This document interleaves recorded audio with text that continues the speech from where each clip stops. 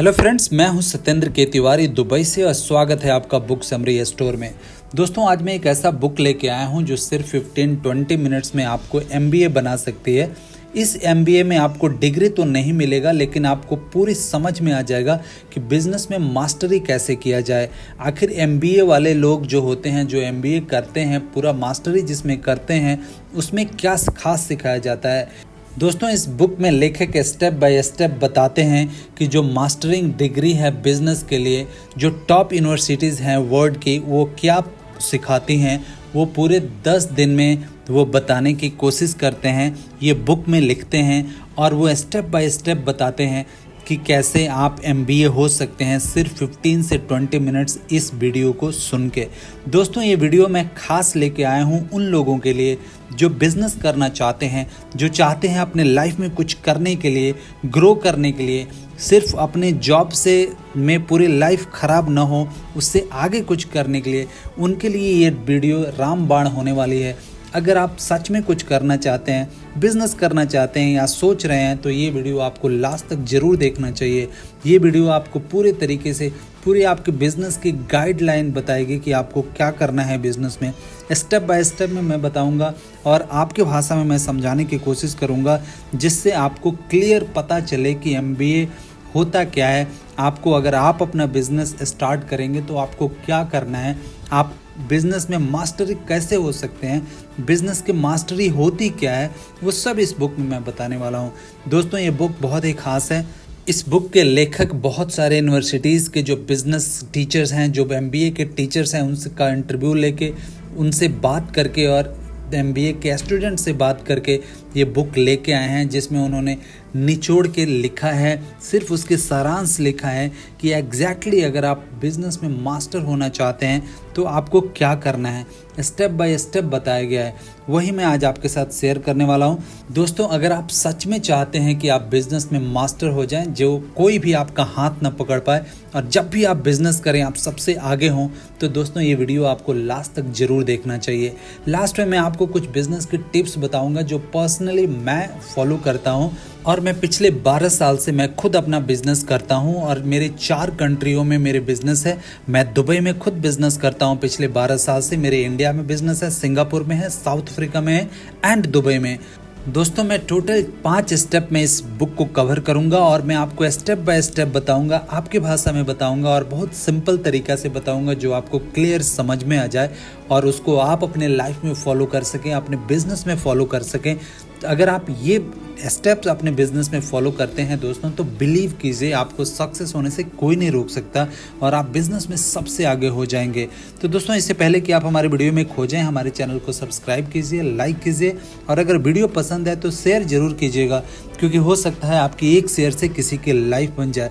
दोस्तों, छोटा सा मेरा प्रयास है कि मैं उन लोगों तक फाइनेंशियल एजुकेशन लेके जाऊं, उनके पास मैं फाइनेंशियल एजुकेशन पहुंचा पाऊं जहां पे हमारे एजुकेशन सिस्टम नहीं पहुंचा पाता है।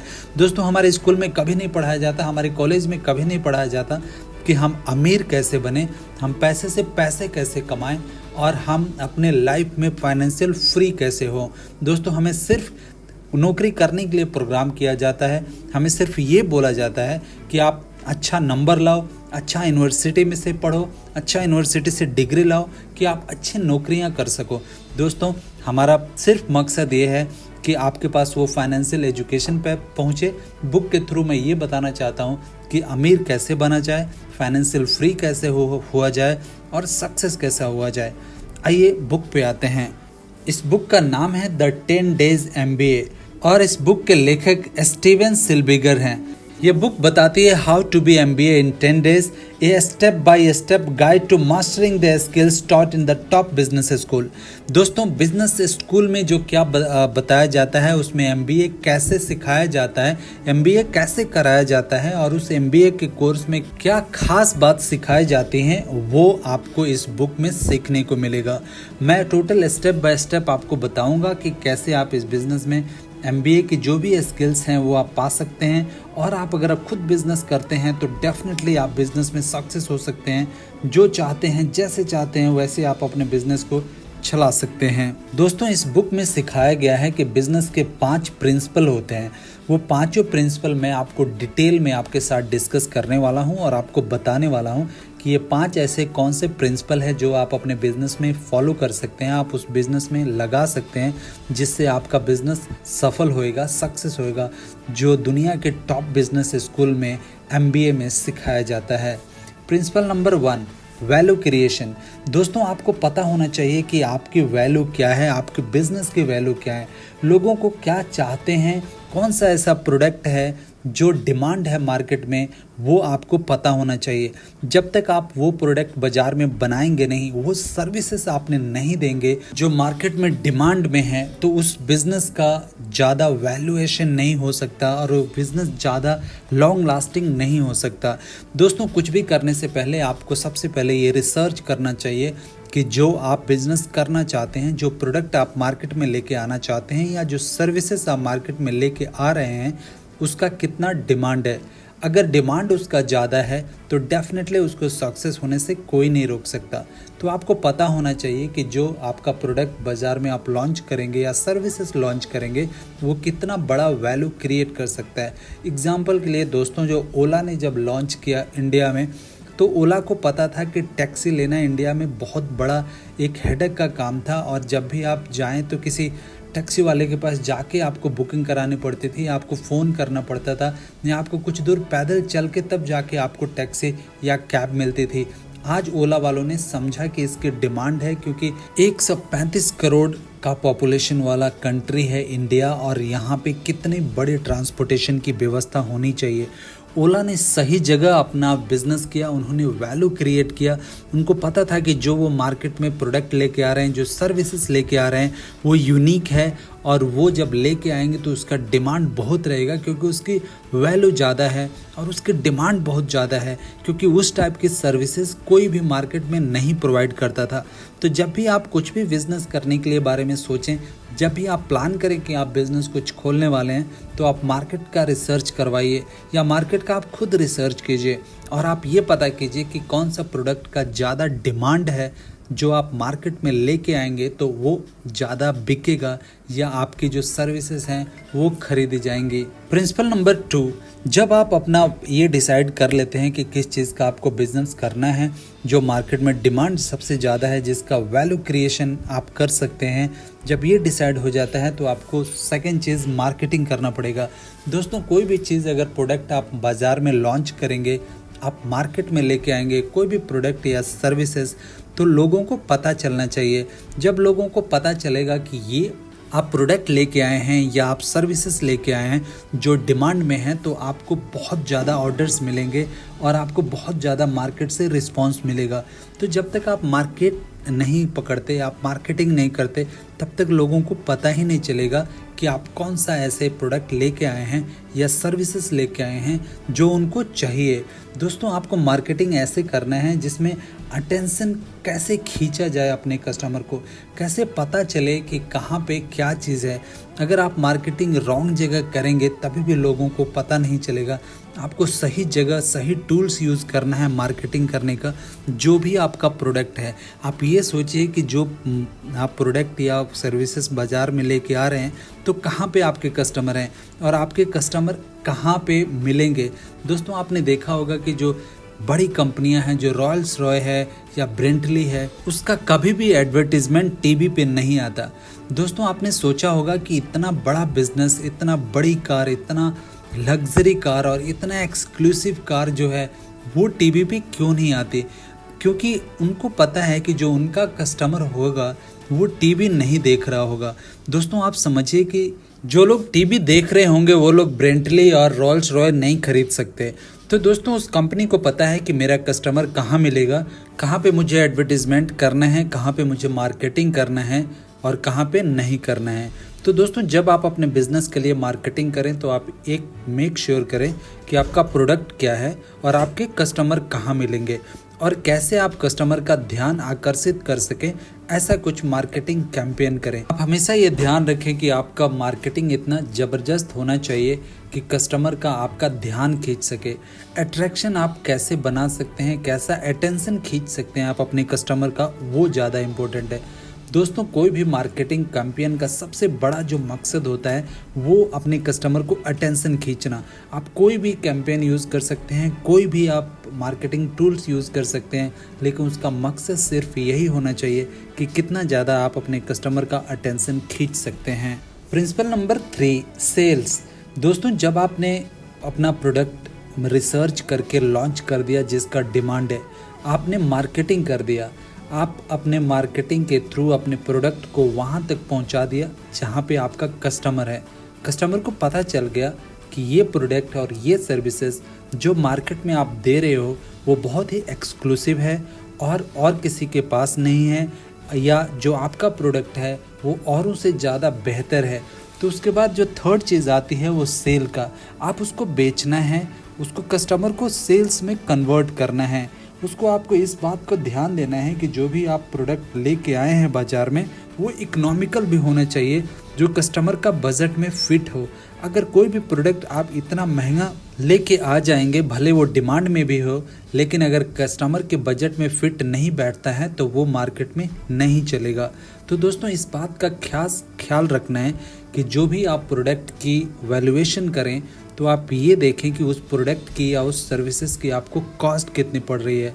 और जब कॉस्ट आपको पता चल जाए कि इसके प्रोडक्ट की कॉस्ट इतनी पड़ रही है और आपको लगे कि जितना आप मार्जिन ऐड कर रहे हैं, जितना आप अपना प्रॉफिट ऐड कर रहे हैं वो कस्टमर के बजट में फिट बैठता है, तब आप इजीली अपने कस्टमर्स को, जो आपको पोटेंशियल कस्टमर हैं, उनको आप सेल्स में कन्वर्ट कर पाएंगे।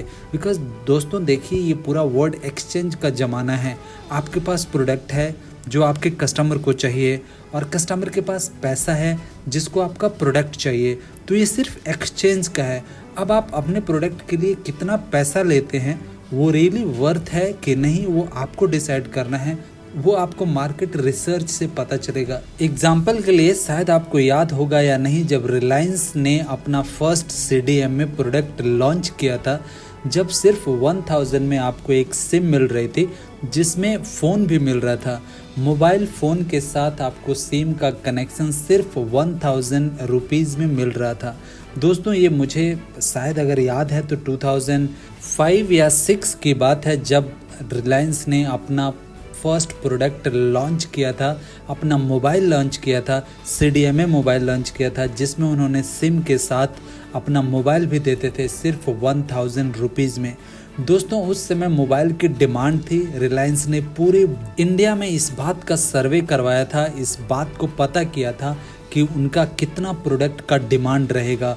और जब उनको पता चला कि इंडिया में 125 करोड़ पॉपुलेशन है और इतने बड़े पॉपुलेशन के पास कनेक्टिविटी का कुछ खास साधन नहीं है, उस समय फ़ोन भी बहुत जगह नहीं होते थे और गांव में उस गांव तक तो फ़ोन तक नहीं पहुंचते थे, उससे पहले मोबाइल पहुंच गया। तो जब रिलायंस ने ऐसे इतना बड़ा जब स्टेप लिया तो वो सिर्फ 1000 में लेके आए। तो वो उन्होंने बजट देखा कि अगर हम लोग 1000 से ज़्यादा का पैसे का मोबाइल लेके आएंगे, भले उसकी कितनी भी डिमांड है लेकिन लोग खरीदेंगे नहीं, क्योंकि ये उनके बजट में फिट नहीं होगा।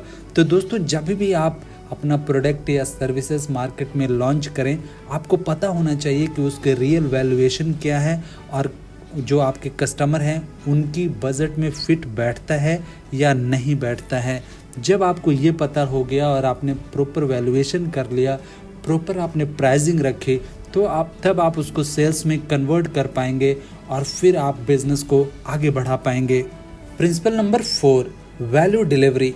दोस्तों आपने प्रोडक्ट भी अच्छा चूज़ किया, आपने मार्केटिंग भी अच्छा कर ली, आपने अपने प्रोडक्ट वहाँ तक पहुँचा दिया जहाँ तक आपको पहुँचाना चाहिए था, आपने अपने प्रोडक्ट की प्राइसिंग भी अच्छा रख दी, आपने प्रोडक्ट को बेच भी दिया। अब बात आती है वैल्यू डिलीवरी की। दोस्तों जो आपने प्रोडक्ट बेचा है, आप मेक श्योर करेंगे कि वो प्रोडक्ट क्लाइंट के पास, आपके कस्टमर के पास प्रॉपर तरीके से डिलीवर हो। जो आपने प्रॉमिस किया है अपने प्रोडक्ट या सर्विसेज में वो कस्टमर को मिल रहा है, ये आपको मेक श्योर करना है।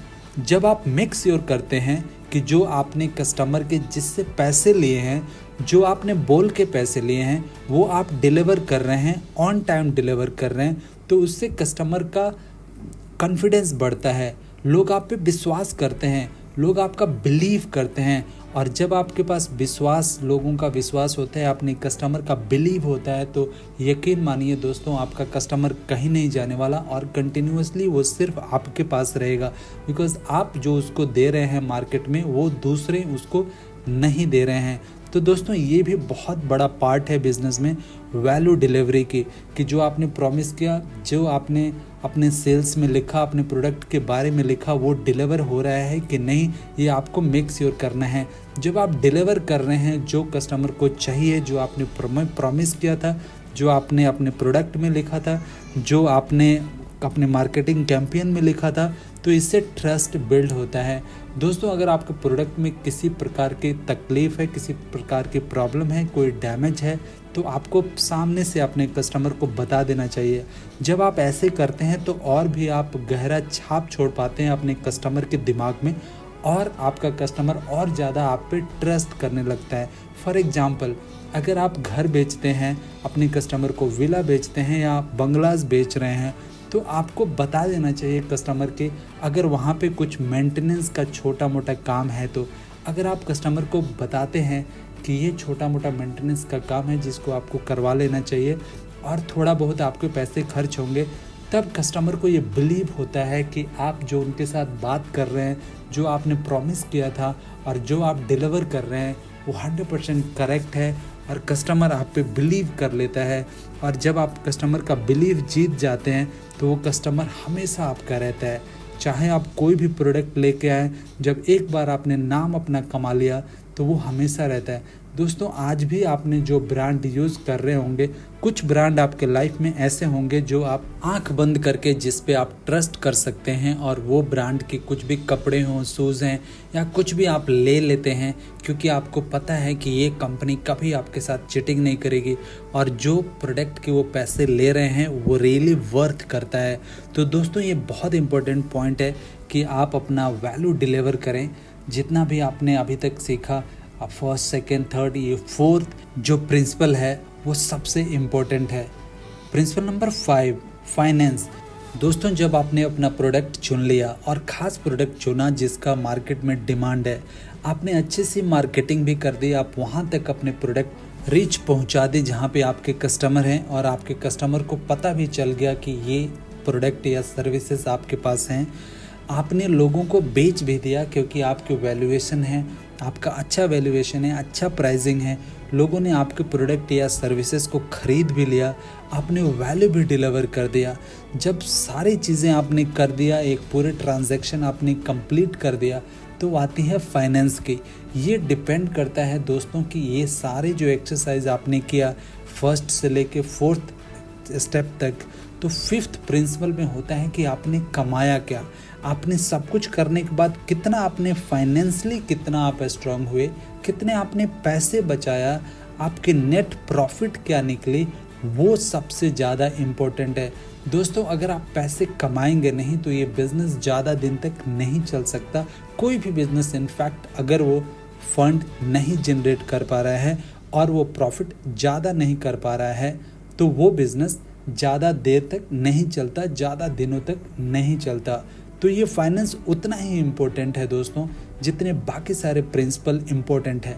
आपको ये मेक श्योर करना है कि जो भी आपका नेट प्रॉफिट आपने प्रोजेक्ट किया था, जो आपने इनिशियल में प्रोडक्ट लॉन्च करने से पहले बिजनेस प्लानिंग के समय जो आपने लिखा था, कम से कम उतना तो आप फाइनेंस डिलीवर कर पा रहे हैं, आप मार्जिन डिलीवर कर पा रहे हैं, आप प्रॉफिट डिलीवर कर पा रहे हैं। जब इतना आप करते हैं दोस्तों तो ये पूरे एक साइकिल, ट्रांजैक्शन का, एक बिज़नेस का साइकिल चलता है और यही बार बार रिपीट होता है। दोस्तों MBA में सिर्फ यही बताया जाता है कि आपको कैसे बिज़नेस करना है, और ये 5 प्रिंसिपल अगर आप अपने लाइफ में रखते हैं, अगर आप अपने लाइफ में करते हैं, तो किसी भी MBA की डिग्री की आपको ज़रूरत नहीं है। आप ऑलरेडी MBA हैं और आप अपने बिज़नेस में मास्टर हो जाएंगे अगर ये 5 चीज़ें फॉलो करते हैं। दोस्तों ये 5 चीज़ें दिखने में बहुत सिंपल होती हैं, लेकिन इसकी इम्पैक्ट जो होता है, इसकी जो छाप होती है वो बहुत बड़ी होती है। दोस्तों जैसे मैंने प्रॉमिस किया था आपको वीडियो के फर्स्ट स्टेज में कि आपको वीडियो के लास्ट में मैं कुछ आपको टिप्स दूंगा, तो अब आती है टिप्स की बारी। दोस्तों आपको अपने कस्टमर का कॉन्टैक्ट्स हमेशा रखना है और आपको ये ध्यान रखना है कि जो आपके पास कस्टमर है वही बार बार कैसे रिपीट हो, सिर्फ उस पर आपको ध्यान रखना है। दोस्तों अगर आपने ऑलरेडी 1000 या 100 कस्टमर आपने बना लिया है, वही कस्टमर अगर दोबारा आपके पास रिपीट होता है तो ये बहुत बड़ी अचीवमेंट है। आपको बार बार नए कस्टमर ढूंढने की ज़रूरत नहीं है। दूसरी चीज़ें दोस्तों कि आप अपने कंपनी का फाइनेंशियल जो एवेल्यूएशन है वो आप वीकली करें। वीकली ज़रूर करना आपको चाहिए। लोग इसको मंथली या ईयरली करते हैं, लेकिन अगर आप वीकली आप अपने फाइनेंशियल स्टेटस आप अपनी कंपनी के एवेल्यूएट करते हैं तो आप 100% श्योर रहते हैं कि आप कहाँ जा रहे हैं, आप कितने प्रॉफिट में हैं, कितने लॉस में हैं, और कहीं पे भी आप अपना लॉस कर रहे हैं तो उसको आप टाइम से पहले उसको आप फिक्स कर पाते हैं।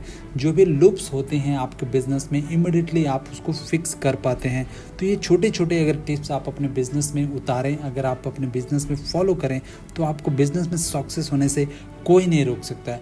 दोस्तों आशा करता हूँ ये वीडियो आपको पसंद आया होगा। पसंद आया तो हमारे चैनल को शेयर कीजिए, लाइक कीजिए और सब्सक्राइब ज़रूर कीजिएगा, क्योंकि हो सकता है आपको एक लाइक, शेयर और सब्सक्राइब से किसी की लाइफ बन जाए और किसी को बहुत ज़्यादा फ़ायदा हो जाए। Thank you.